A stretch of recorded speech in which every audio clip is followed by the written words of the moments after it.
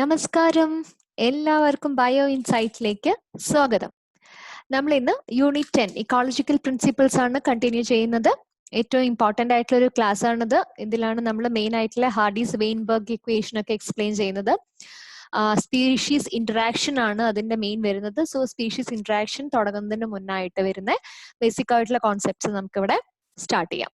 Okay, നമ്മൾ introduction ക്ലാസ്സിൽ കണ്ടതാണ് എങ്ങനെയാണ് അല്ലെ ഇക്കോളജി എങ്ങനെയാണ്. ആദ്യം ഓർഗാനിസം, ദെൻ പോപ്പുലേഷൻ, ദെൻ അങ്ങനെ അങ്ങനെ ഗ്രാജുവൽ ആയിട്ടാണ് ഒരു ലെവല് പോകുന്നത്. So first organismal ecology. Organismal ecology investigates how adaptations and behavioral choices by individuals affect their reproduction and survival, and thus ultimately their distribution and abundance.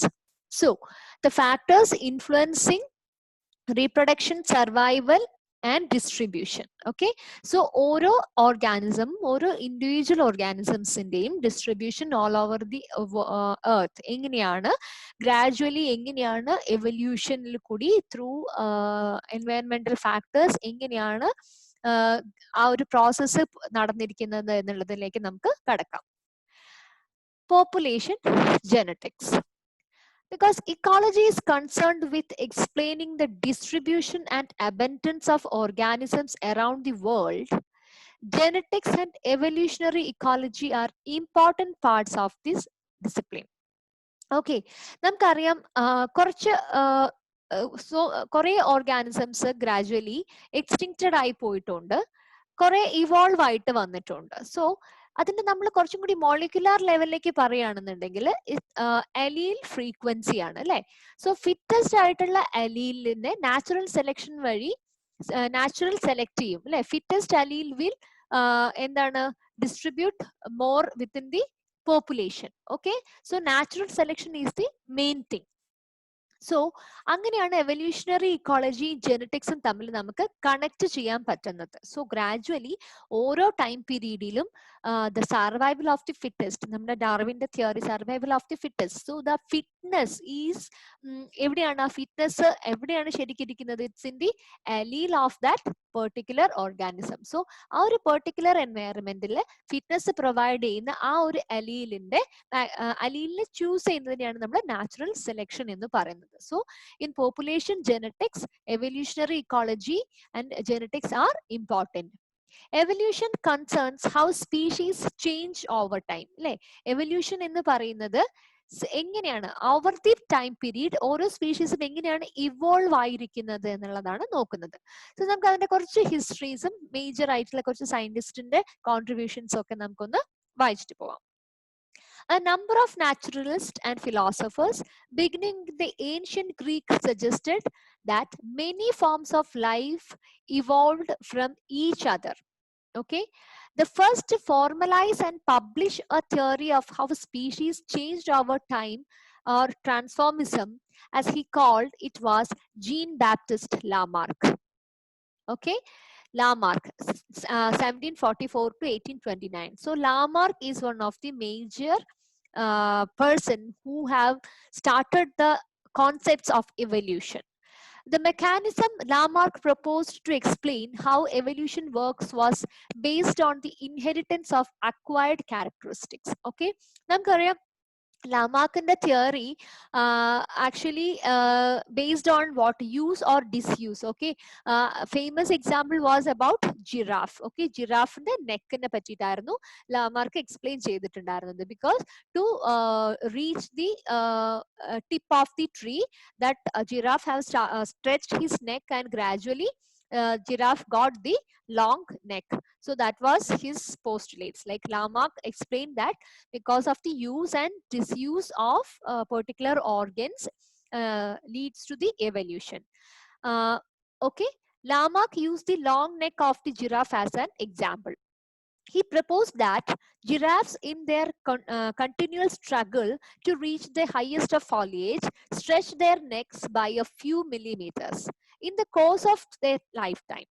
Okay, this increase in neck length was passed on to their offspring, which continued the process until the necks of giraffe reached their current proportions, even though his idea was eventually rejected. Lamarck was the first to develop a comprehensive evolutionary theory. അല്ലെങ്കിൽ ഒരു evolution എന്നുള്ള ഒരു thought കൊണ്ടുവന്ന ആളാണ് ശരിക്കും പറയുന്നത് Lamarck. Even though his concept was not satisfied, scientifically നമുക്കത് prove ചെയ്യാൻ പറ്റുന്നുണ്ടായിരുന്നില്ല എങ്കിൽ കൂടിയും ഈ ഒരു കോൺസെപ്റ്റ് ആദ്യമായിട്ട് കൊണ്ടുവന്ന ആളാണ് ലാമാർക്ക് എന്ന് പറയുന്നത്. Then the next person is Charles Darwin. Charles Darwin proposed the theory of evolution by natural selection. Okay, Charles Darwin natural selection ആണ് one of the best explanation in those days. Okay, Charles Robert Darwin, his time period is 1809 to 1882, is considered the founder of modern evolutionary theory. Darwin had formulated his theory of natural selection. Okay, എന്താണ് natural selection എന്നുള്ള concept ആദ്യമായിട്ട് introduce ചെയ്തത് Charles Darwin ആണ്. എന്താണത്? Better adapted organisms would acquire more resources and leave more offspring. Okay, nature selects individuals with traits that allow them to flourish and reproduce. This idea came to be known as survival of the fittest. Okay, nature will select. Okay, ഓരോ particular എൻവയറമെന്റിലും ഉള്ള ഓർഗാനിസംസിന്റെ fitness nature ആണ് select ചെയ്യുന്നത്. Okay, ആ adaptations ഏറ്റവും best fittest ആരാണോ ആ ഒരു natural selection നടക്കുന്നുണ്ട്. Okay, over long period of time natural selection leads to adaptation. Okay, natural selection തന്നെയാണ് നമ്മൾ പറയുന്നത് adaptation എന്ന് പറയുന്നത്. Given an evolutionary time span, a population's characteristics change to make its members better suited to their environment. Okay, so evolution എന്ന് പറയുന്നത് അങ്ങനെയാണ്. അതായത് ആ ഒരു പെർട്ടിക്കുലർ എൻവയറമെന്റിലേക്ക് വേണ്ടിയിട്ടുള്ള അതിലുള്ള ഫിറ്റ്നസ് എന്ന് പറയുന്നത് ആ ഒരു എൻവയറമെന്റിലേക്ക് വേണ്ടിയിട്ടുള്ള adaptations ആണ്. So gradually the survival of the fittest is called adaptations. Main conclusions about the origin of species: all organisms are descended with modification from common ancestors. Okay, ഇതൊരു മേജർ ആയിട്ടുള്ള പോയിന്റ് ആണ്, ഇന്നും വെൽ ആക്സെപ്റ്റഡ് ആയിട്ടുള്ള ഒരു explanation ആണ്. Okay, ഈ every organisms are descended with common ancestors. Okay, and from this common ancestor all organisms are evolved, and according to their environment they adapted, and the fittest one flourished and reproduced more. So ഇതിനെയാണ് survival of the fittest or natural selection എന്ന് പറയുന്നത്. It is explained by Charles Darwin.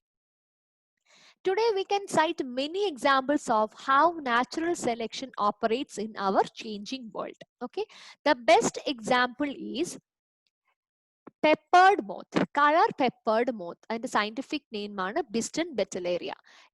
ഇതൊരു important ആയിട്ടുള്ള ഒരു point ആണ്. Industrial melanism, industrial melanism ഇത് കുറെ questions വന്നിട്ടുള്ളതാണ്, ഗേറ്റിനൊക്കെ റിപ്പീറ്റഡ് ആയിട്ട് വന്നിട്ടുള്ള ക്വസ്റ്റ്യൻ ആണ്.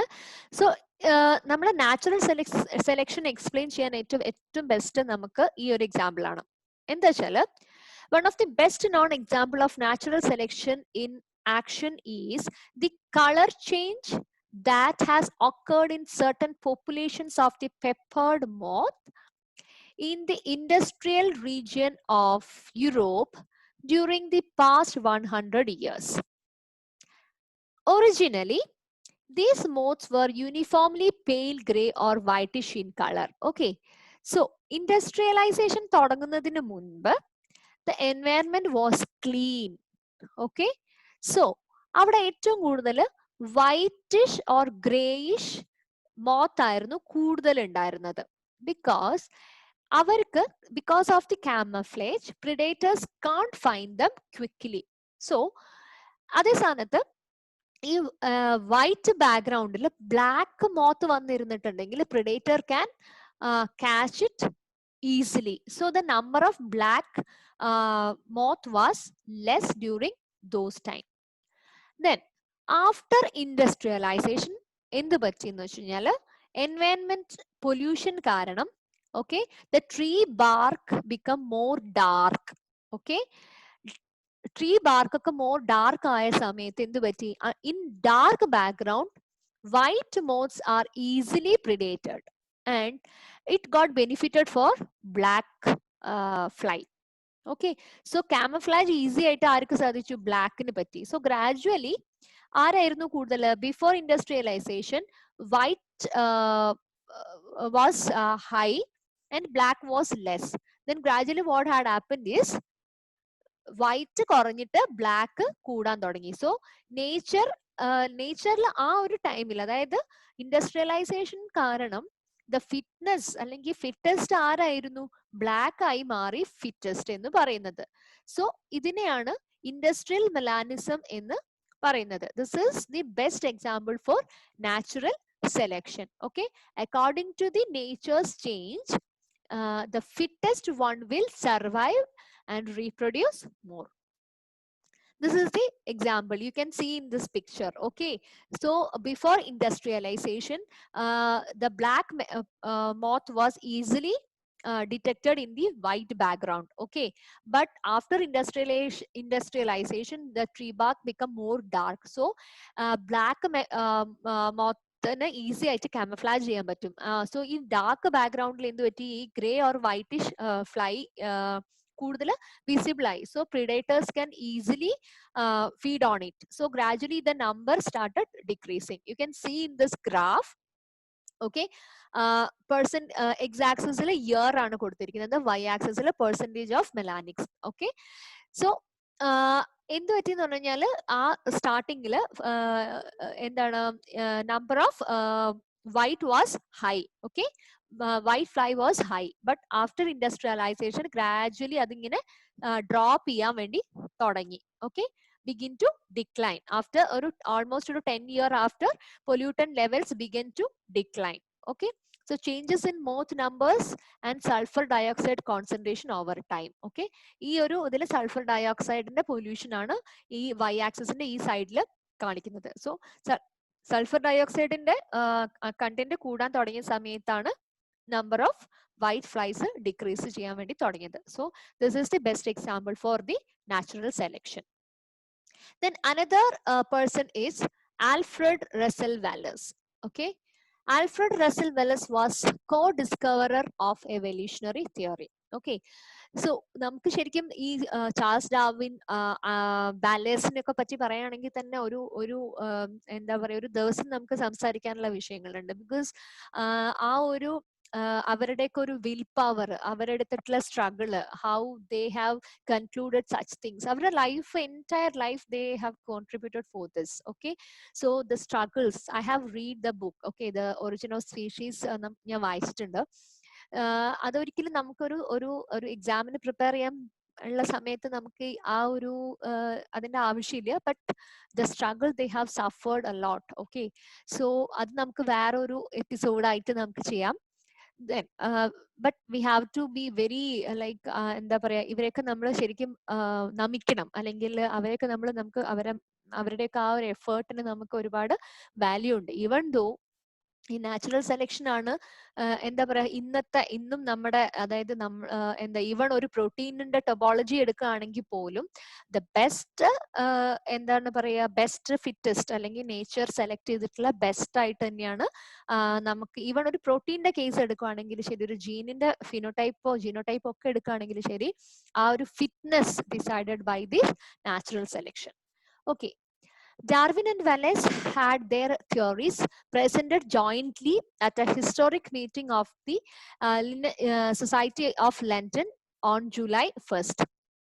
1 year later, Darwin at last published his On the Origin of Species, an abbreviated version of the manuscript based on his 20 years of work.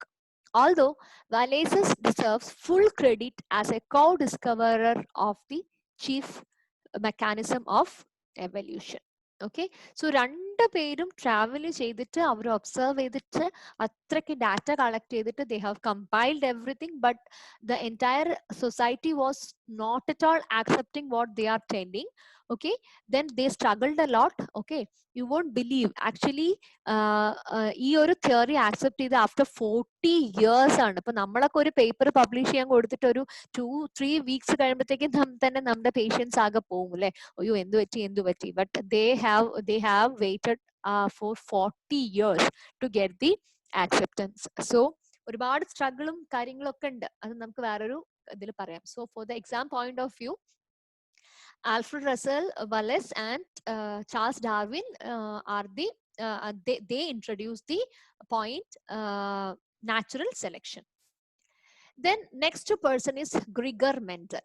Gregor Mendel performed classic experiments on the inheritance of traits. Okay, so നമ്മൾ ജെനറ്റിക്സിൽ ഇതിന്റെ detailed ആയിട്ട് നമ്മൾ പഠിക്കുന്നുണ്ട്. But പക്ഷെ നമുക്ക് ഹാർഡീസ് Weinberg equation ഒക്കെ പറയാൻ വേണ്ടിയിട്ട് നമുക്ക് ഈ ഒരു ഗ്രിഗർ മെന്റലിനെ ഇപ്പൊ ഇവിടെ കൊണ്ടുവരണം. സോ ഗ്രിഗർ മെന്റലിന്റെ എക്സ്പെരിമെന്റ്സ് നമുക്ക് എല്ലാവർക്കും അറിയാം. പീ പ്ലാന്റിലാണ് അവർ എക്സ്പെരിമെന്റ് ചെയ്തിട്ടുണ്ടായിരുന്നത്. ഹോമോസൈഗസ് ആയിട്ടുള്ള ഹോമോസൈഗസ് ഡോമിനന്റ് ഹോമോസൈഗസ് റിസസീവ് ആയിട്ടുള്ള P generation cross each other. So അവർക്ക് 4 ഓഫ്സ്പ്രിങ് കിട്ടി, 4 ഹൈബ്രിഡ് കിട്ടി. They all were heterozygous.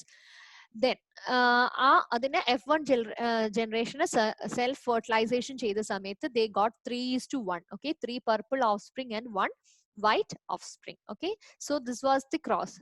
Capital R into capital R into small r. So all F1 generation was all capital R small r. So here what had happened is one actually the phenotypic ratio, അതായത് physically നമുക്ക് കാണാൻ പറ്റുന്ന visible ആയിട്ടുള്ളതിനെയാണ് നമ്മൾ phenotype എന്ന് പറയുന്നത്. ഫിനോtypic ratio was 3:1, but the genotypic ratio was capital R small r. So 1:2:1 was the genotypic ratio. Okay, then ഈ F1 ജനറേഷനിൽ എങ്ങനെയാണ് അതിന്റെ ഒരു എക്സ്പ്ലനേഷൻ ആണ് നമുക്കറിയാം. 3:1 എങ്ങനെയാണ് വന്നത് എന്നുള്ളത് നമുക്കറിയാം. എങ്ങനെയാണ് അലീൽ ഡിസ്ട്രിബ്യൂഷൻ എങ്ങനെയാണ് എന്നുള്ളതാണ് ഈ ഒരു ഇതിൽ കൊടുത്തിരിക്കുന്നത്. സോ നമുക്ക് ഇവിടെ വേണ്ടത് ഇത്രയും പോയിന്റ്സ് ആണ്. അതായത് F1 ജനറേഷന്റെ സെൽഫ് ഫെർട്ടിലൈസേഷൻ നടന്ന സമയത്ത് 3:1 വന്നു. അതായത് ജീനോടിപ്പിക് RR 1:2:1. okay, ഇത് നമ്മുടെ ഹാർഡീസ് വെയിൻബർഗ് ഇക്വേഷനിലേക്ക് ഇമ്പോർട്ടന്റ് ആണ്. So keep it in your mind. Gene and chromosome mutations cause novel phenotypes. okay, gradually mutation, നമ്മൾ mutations എന്ന് കേൾക്കുന്ന സമയത്ത് we think it's bad. okay, but in all time mutation is not bad. actually it has some benefits also. The term genotype refers to the genetic composition of an individual. Some terminologies I'm just explaining because those who are not familiar with അല്ലെങ്കിൽ കുറച്ച് മറന്നു പോയിട്ടൊക്കെ ഉണ്ടെങ്കിൽ നമ്മൾ Hardy's Weinberg പഠിക്കുമ്പോൾ ഒന്ന് പെട്ടെന്ന് പിക്ക് ചെയ്യാൻ വേണ്ടിയിട്ടാണ് ഞാൻ ഇതൊക്കെ ഒന്ന് എക്സ്പ്ലെയിൻ ചെയ്യുന്നത്. In the pea plant example, capital R and small r are the genotype of the P generation, and capital R small r is the genotype of the F1 generation. An individual with the 2 identical copies of a gene is said to be homozygous. Okay, so homozygous, homo means capital R homo ആണ്, small r homo ആണ്, and hetero means capital R small r. okay, one എന്താണ് പറയാ, 2 അലീലും carry ചെയ്യുന്നതാണ് heterozygous എന്ന് പറയുന്നത്. The term phenotype refers to the physical characteristic of an organism. Gene mutations involve changes in the sequence of nucleotide bases. okay, പല രീതിയിലുള്ള mutations വരുന്നുണ്ട്. So actually it is affecting the DNA, the nucleotide sequence നെയാണ് അത് mutations affect ചെയ്യുന്നത്. So എന്താണ് നമ്മുടെ അതെങ്ങനെയാണ് നമ്മുടെ ഫിനോടൈപ്പിനെ എഫക്ട് ചെയ്യുന്നത്? നമ്മുടെ സെൻട്രൽ ഡോഗ്മ അല്ലെ, DNA, RNA, protein. Okay, so DNA-യിൽ ഒരു ചേഞ്ച് വന്നു കഴിഞ്ഞിട്ടുണ്ടെങ്കിൽ അത് ഫൈനലി ആരെയാണ് എഫക്ട് ചെയ്യുന്നത്? ആ പ്രോട്ടീനെയാണ് എഫക്ട് ചെയ്യുന്നത്. So protein change means it will effect the phenotype. Okay, so chromosome mutations alter the order of genes. നമുക്ക് എങ്ങനെയാണെന്നുള്ളത് നോക്കാം. കുറച്ച് എക്സാമ്പിൾസ് ആണ്. Deletion, mutation, duplication, inversion, translocation. ഇതൊക്കെ നമ്മൾ ഡീറ്റെയിൽഡ് ആയിട്ട് പഠിക്കുന്നുണ്ട്. ബട്ട് ഇക്കോളജി പഠിക്കുന്ന സമയത്തുള്ള രീതിയിൽ നമുക്ക് ജസ്റ്റ് പഠിക്കാം. എന്താണ് ഡിലീഷൻ, മ്യൂട്ടേഷൻ നോക്കാം. This is the original, ABCDEFGH is the original. Okay, അതില് ഒരു ജി ഇവിടെ എലിമിനേറ്റ് ചെയ്തു.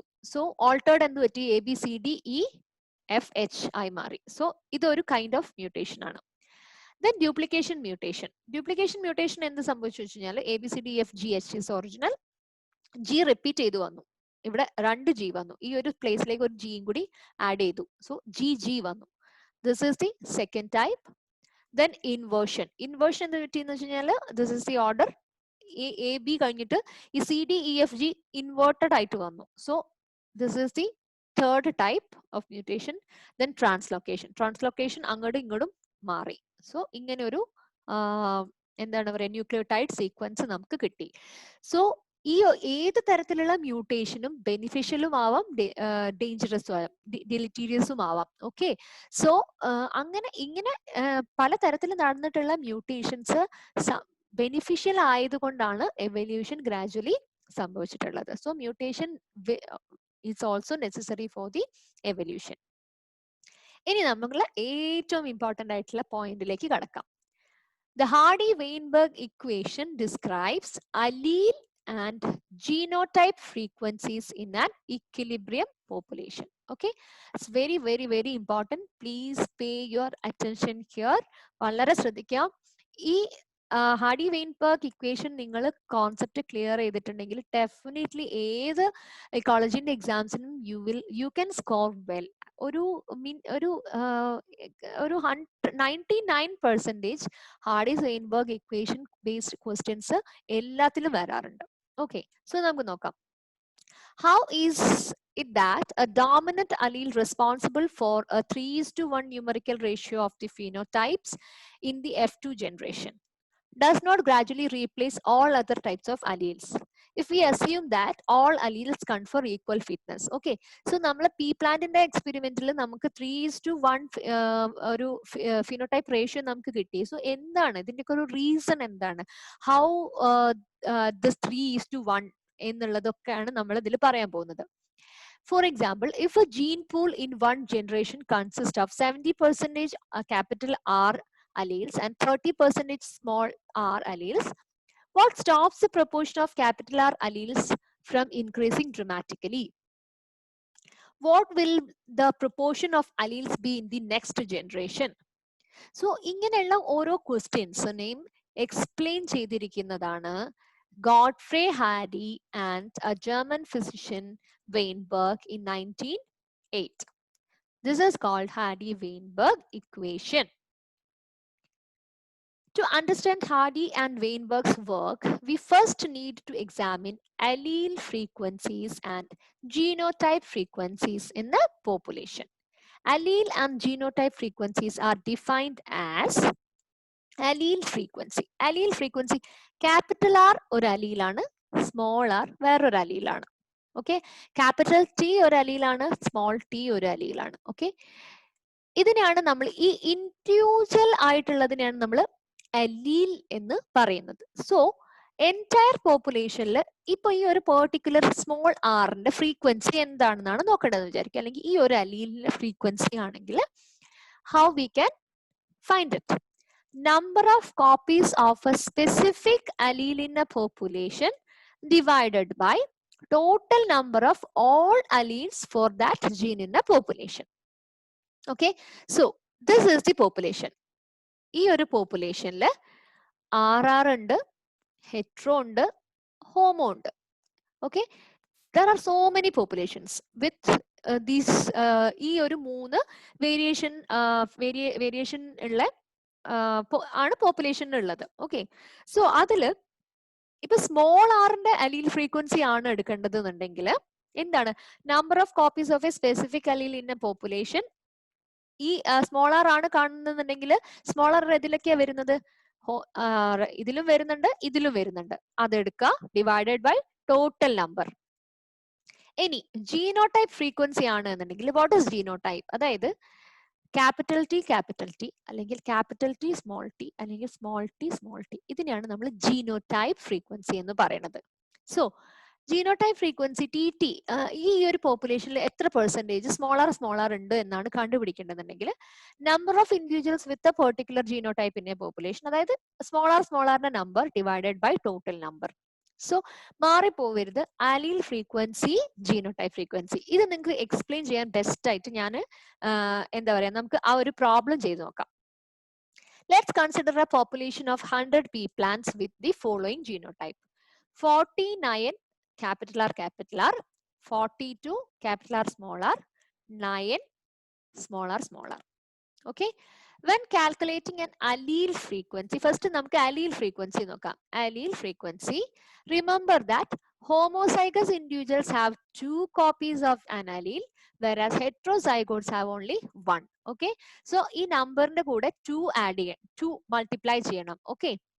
In this example, in totaling the number of copies of the small r allele, each of the 42, okay, each of the 42 has 1 copy of R allele, and each of 9 white flowered plants has 2 copies.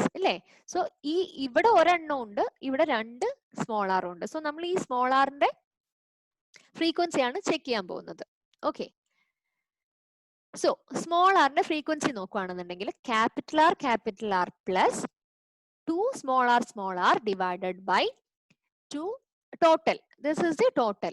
Okay. അപ്പൊ എന്താ വരിക? Frequency of R is equal to, നമ്മൾ ഈ value ഇവിടെ കൊടുക്കുന്ന സമയത്ത് R 42 ആണ്, small R 9 ആണ്, then 49 plus 42 plus 9. Okay. So total 60 by divided by 200, 0.3 or 30%. So our entire population, the frequency of small r is 30% or 0.3.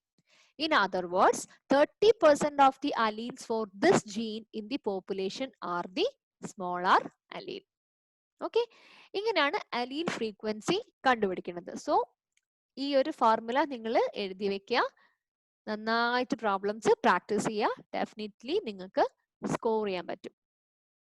Then genotype frequency. Genotype frequency, നമുക്ക് ഈ small ആറിന്റെ genotype frequency കണ്ടുപിടിക്കണം. എന്തായിരുന്നു നമ്മുടെ equation? Number of individuals divided by total number. Okay. So നമുക്കറിയാം എന്താ small ആറിന്റെ number 9 ആണ്. So 9 divided by total. So 9 divided by 100 is equal to 0.09 or 9%. So just 9% of the individuals in this population have white flowers. Okay. So ഇങ്ങനെയാണ് നമ്മൾ ആദ്യം അലീലിക് ഫ്രീക്വൻസിയും ജീനോടിപ്പിക് ഫ്രീക്വൻസിയും കണ്ടുപിടിക്കേണ്ടത്. ഇത് കഴിഞ്ഞ് കഴിഞ്ഞാൽ ഹാഡിസ് വെയിൻബർഗ് ഇക്വേഷൻ കംപ്ലീറ്റ് ആയിട്ടില്ല കേട്ടോ. നമ്മൾ ജസ്റ്റ് അലീൽ ഫ്രീക്വൻസിയും ജീനോടിപ്പിക് ഫ്രീക്വൻസിയും മാത്രം കണ്ടുപിടിച്ചിട്ടേ ഉള്ളൂ. ഇനി എന്താണ് നെക്സ്റ്റ് സ്റ്റെപ്പ്? ഹാഡിസ് വെയിൻബർഗ് ഇക്വേഷൻ എന്താന്നുള്ളത് ആദ്യം നമുക്കൊന്ന് നോക്കാം. ഓക്കെ. ടോട്ടൽ അലീൽ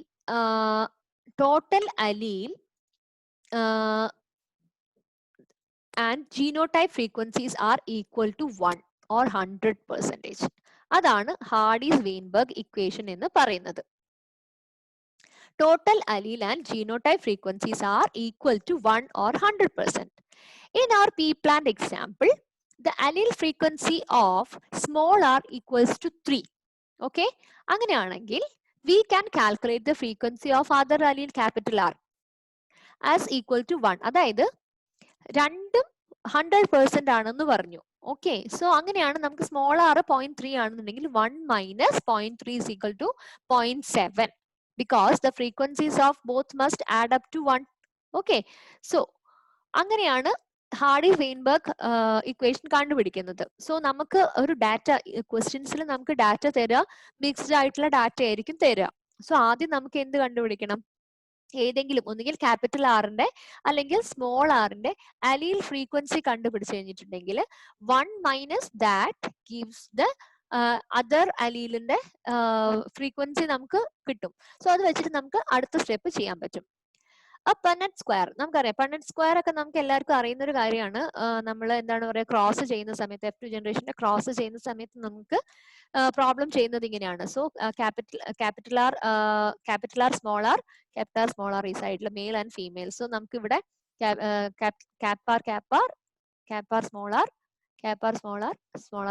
ഇങ്ങനെയാണ് നമുക്ക് കിട്ടുന്നത് അല്ലെ, റേഷ്യോ കിട്ടുന്നത്. If the allele frequency of capital R is 0.7, the frequency of gamete carrying R, അതായത് ഒരു ഇൻഡിവിജ്വൽ, അതായത് ആറിന്റെ ക്യാപിറ്റൽ ആറിന്റെ ഫ്രീക്വൻസി 0.7 ആണെങ്കിൽ ഈ ഹോമോസൈഗസ് ക്യാപിറ്റൽ ആറിന്റെ എന്തായിരിക്കും, അതിന്റെ സ്ക്വയർ ആയിരിക്കും 0.49 ആയിരിക്കും. ആൻഡ് ഓൾസോ ഇവിടെ ക്യാപിറ്റൽ ആർ സ്മോൾ ആർ ആണ്, സോ 7 into 3 വരും. ഇവിടെയും അതെ 7 into 3 വരും. ഇവിടെ എത്ര വരും? 3 വരും, 3 സ്ക്വയർ വരും. സോ ഇതാണ് ഇതിന്റെ ഒരു റേഷ്യോ എന്ന് പറയുന്നത്. അപ്പൊ നമുക്ക് ഇതിനെ പി അല്ലെങ്കിൽ ക്യൂ എന്നുള്ള വേരിയബിൾസ് വെച്ചിട്ട് നമുക്ക് ഇക്വേഷൻ എഴുതുകയാണെങ്കിൽ പി സ്ക്വയർ എന്ന് പറയുന്നതാണ് ഹോമോസൈഗസ് ഡോമിനന്റ്, അതായത് കാപ്പാറിനെയാണ് നമ്മൾ പി സ്ക്വയർ എന്ന് പറയുന്നത്. And Q square is equal to homozygous recessive അല്ലെങ്കിൽ സ്മോൾ ആർ സ്മോൾ ആർ. അങ്ങനെയാണെങ്കിൽ P square plus Q square is equal to P square plus 2pq plus Q square is equal to 1. ഇതിനെയാണ് നമ്മൾ Hardy's Weinberg equation എന്ന് പറയുന്നത്. So P square is equal to dominant homozygous dominant square plus 2pq എങ്ങനെയാ വന്നതെന്ന് മനസ്സിലായില്ലേ? നമ്മൾ ഈ cross ചെയ്യുന്ന സമയത്ത് ഹെട്രോസൈഗസ് ആർ എത്ര എണ്ണം ഉണ്ട്? 2 ക്യാപിറ്റൽ ആർ സ്മോൾ ആർ ഉണ്ട്. സോ അങ്ങനെയാണ് 2pq വരുന്നത് പ്ലസ് ക്യൂ സ്ക്വയർ. സോ ഇങ്ങനെയാണ് നമ്മൾ ഈ പ്രോബ്ലം ചെയ്യുന്നത്. ഓക്കെ, ദെൻ എങ്ങനെയാണ് എന്നിട്ട് ഫ്രീക്വൻസി ഓഫ് ക്യാപിറ്റൽ ആറിന്റെ genotype is equal to 0.7 whole square, അതായത് 0.49. ഹെട്രോസൈഗസിന്റെ എന്ത് വരും? ഇൻറ്റു 2 ചെയ്യണം അല്ലെ, സോ ഇറ്റ് ഈസ് 0.42. സ്മോൾ ആറിന്റെ ആണെങ്കിലോ 0.3 whole square it is equal to 9. അപ്പൊ ടോട്ടൽ ചെയ്ത് നോക്കി കഴിഞ്ഞാൽ we will get 1. Okay, so ഇതായിരിക്കണം നമ്മുടെ ഹാർഡീസ് വെയിൻബർഗ് ഇക്വേഷൻ എന്ന് പറയുന്നത്. സോ നമ്മൾ എപ്പോഴും ഈ പി സ്ക്വയർ എപ്പോഴും എന്താണ്? ഡോമിനന്റ് ഹോമോസൈഗസ് ഡോമിനന്റും ക്യൂ എന്ന് പറയുന്നത് ഹോമോസൈഗസ് റെസസീവിന്റെയും റെപ്രസെന്റേഷൻ ആണ്. For a gene that exists in 2 alleles, the Hardy-Weinberg equation state that P plus Q whole square is equal to 1 or P square plus 2PQ plus Q square is equal to 1. Okay, if we apply this equation to our flower color gene, then P square എന്ന് പറയുന്നത് dominant homozygous dominant ആണ്. 2PQ എന്ന് പറയുന്നത് heterozygous ആണ്. Okay, Q square എന്ന് പറയുന്നത് homozygous recessive ആണ്. Okay, if P is equal to 0.7, obviously Q should be 0.3 because അത് എന്താണ് 1 ആയിരിക്കണം. Frequency of kappa is equal to P square, so it is 0.49. And heterozygous എന്താണ്? Into 2 കൊടുത്തിരിക്കണം, so it will be 0.42.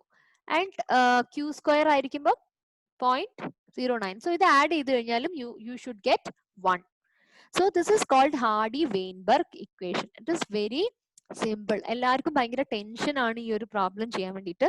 So നമ്മൾ ഇനി next ക്ലാസ്സിൽ ഇത് base ചെയ്തിട്ട് കുറച്ച് പ്രോബ്ലംസ് സോൾവ് ചെയ്യുമ്പോൾ നിങ്ങൾക്ക് മനസ്സിലാവും. പക്ഷെ ഈ ഒരു കോൺസെപ്റ്റ് നിങ്ങൾക്ക് വളരെ ക്ലിയർ ആയിരിക്കണം. ആദ്യം ക്വസ്റ്റ്യനിൽ എന്താ ചോദിച്ചത് നോക്കുക. എലീൽ ഫ്രീക്വൻസി ആണോ എന്നുണ്ടെങ്കിൽ ഒന്നുകിൽ കാപ്പാർ അല്ലെങ്കിൽ സ്മോൾ ആറിന്റെ ഫ്രീക്വൻസി ആണ് കണ്ടുപിടിക്കേണ്ടത്. ഇനി അതല്ല ജീനോട്ടിപ്പിക് ആണ് എന്നുണ്ടെങ്കിൽ കാപ്പാർ അല്ലെങ്കിൽ സ്മോൾ ആർ അല്ലെങ്കിൽ കാപ്പാർ സ്മോൾ ആറിന്റെ ആയിരിക്കും കണ്ടുപിടിക്കേണ്ടത്. സോ ക്വസ്റ്റ്യനിൽ അലീലിക് ആണോ ജീനോട്ടിപ്പിക് ആണോ എന്നുള്ളത് ആദ്യം കണ്ടുപിടിക്കാം. സോ അലീലിക് ആണ് എന്നുണ്ടെങ്കിൽ എന്താണ്, നമുക്ക് എന്താണ് P plus Q is equal to 1 എന്നുള്ള ഒരു ഇക്വേഷൻ വെച്ചിട്ട് നമുക്ക് അത് സോൾവ് ചെയ്യാം. ഓക്കെ, അപ്പൊ ഈ ഒരു ഇക്വേഷൻ വെച്ചിട്ട് നമുക്ക് ഇതിൽ ഏതെങ്കിലും ഒരാളെ കിട്ടിക്കഴിഞ്ഞു കഴിഞ്ഞിട്ടുണ്ടെങ്കിൽ നമുക്ക് നെക്സ്റ്റ് ചെയ്തൂടെ? P square plus 2pq plus Q square ചെയ്യാനും നമുക്ക് ഈസിയാണ്.